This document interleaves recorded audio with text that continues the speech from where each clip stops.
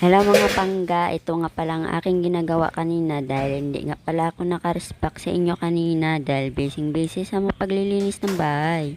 Lilinisan ko ito dahil ito ay tinadaanan ng usok dahil maraming mantika na piniprito namin palagi. Oh no!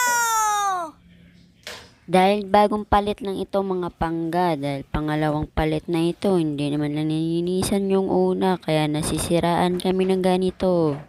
Kaya kailangan ito i-maintenance mga pangga sa paglilinis dahil ang mahal-mahal ito bilhin sa online.